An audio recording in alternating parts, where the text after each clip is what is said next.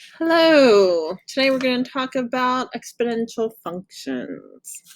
This may be reviewed to some extent, and we are going to talk about solving equations today. So before we do it, I just want to briefly talk about the graph so you understand exponential functions. So this is the parent graph y equals 2x. Note the base for the parent function is 2. Now for exponential function, the variable is the exponent, and that's what makes it different. Now, you have different parent graphs, like you have 3 to the x or 4 to the x. It shifts it just a little bit steeper. So we can see that what is happening is that it is going up progressively faster. We can see from here to here, you have a little bit, right?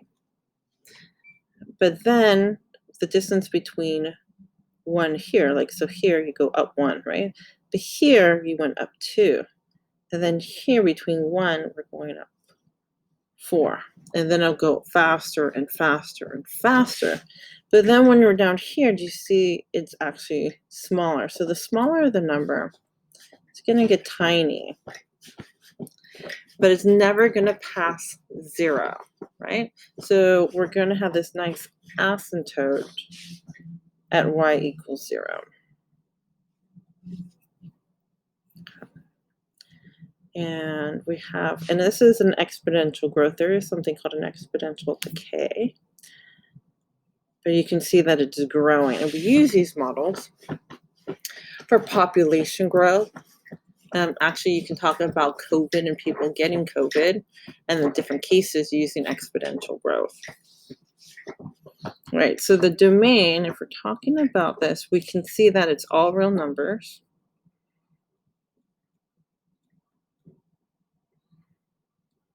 And the range, because it's going this way, it's going to be y is greater than 0. Now notice that it's not equal to, because it will never get to be 0.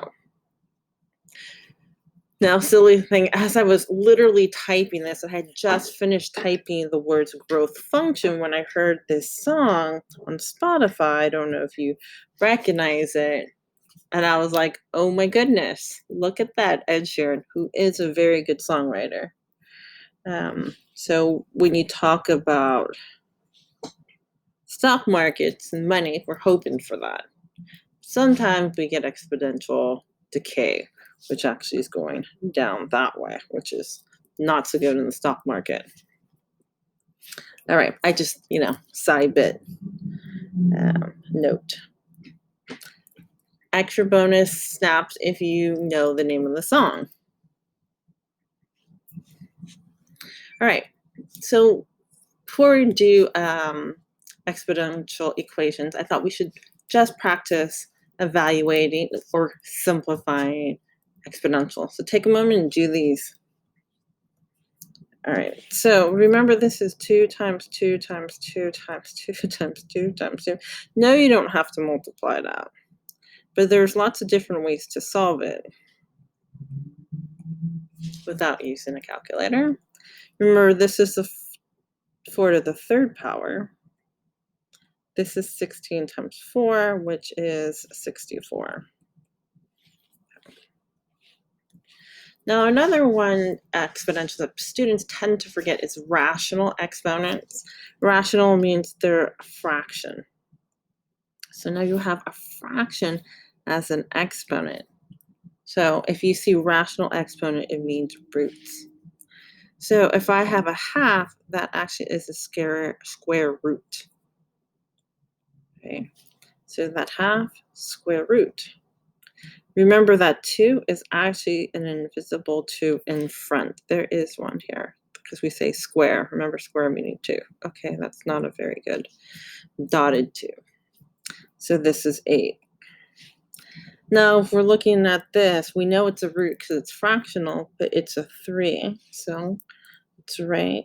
So our 27 is our argument underneath the root symbol, and this is a 3. So remember, you're asking yourself, what 3 times equals 27. And that's 3. Another type of exponent that students forget is negative. Negative exponents means reciprocal. Doesn't mean fraction, it means reciprocal. So if I have a -1, oops, sorry, that tells me I'm going to make the base, which is 6, a reciprocal. Okay, so now then it becomes a +1. And we tend to just ignore that.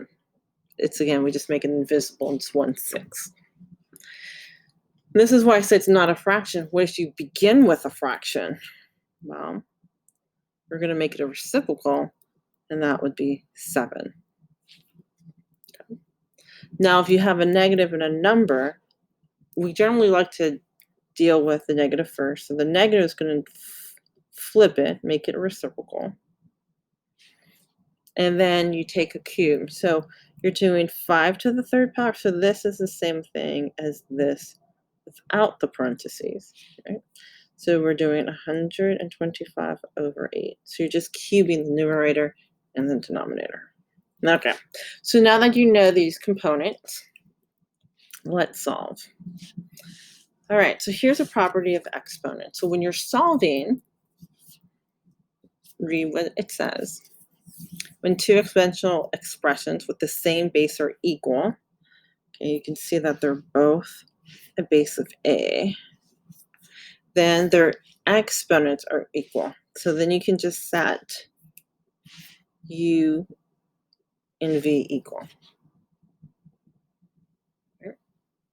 Now it's easy when the exponents are already the same, right? X equals 9. But what if they're not the same? I have 1/5, which is not the same as 25. Well, then we make them. So often I will say same base, same base. Don't forget, same base. So I want this, and this is probably the easier of the one to see. You want to break it down into something smaller. So 25 can be written as 5 to the 2nd power. But you have x minus 1, so yes, you put it in parentheses. Yes, we'll distribute in a little bit. And then this is, right, we're going to flip it, and that's going to be a negative. And yes, I already have a -4 there. So now that the bases are the same, then you can set the exponents to be equal. So -1 times -4, this is going to be 4. I'm going to multiply this out. Okay, I'm going to write it over here because I've run out of room. 2x equals 5. So x equals 5/2. Now that again is for the x, which is part of the exponent. All right, again, same base. So let's do some practice problems. Now, number one, you may not need the same base. You may be able to look and just know, but we're going to practice it anyway. So this is 2, so I want to rewrite this to be the same base. So how many 2's, right? When you multiply, we'll get you 16.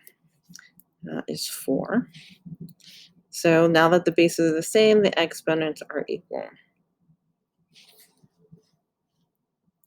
Now for an 8, this is, you got to be careful. Some students will try to write 8 as 4 to the 2nd power, but that's not true.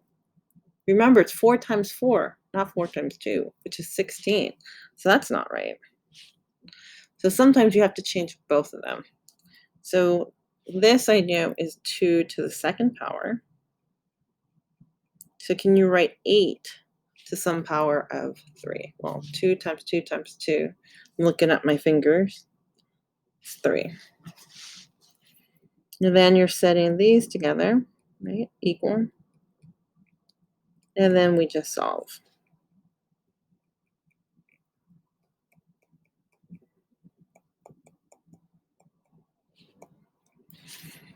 Yes, it can be a fraction.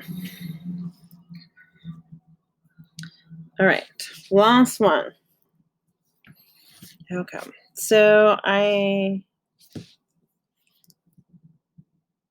I want to rewrite this. I know that, right? Now, 1/7 is not the same as 7, so you do have to change that.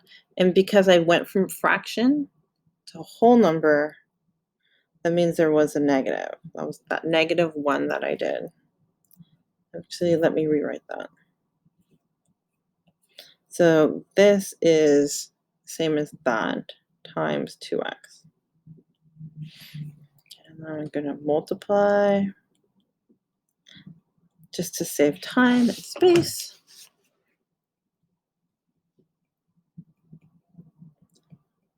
Make sure you didn't think that was 0. And yes, we always simplify. Okay. And there we are. So remember, same base, the left side and the right. Right? Thank you for watching. Bye.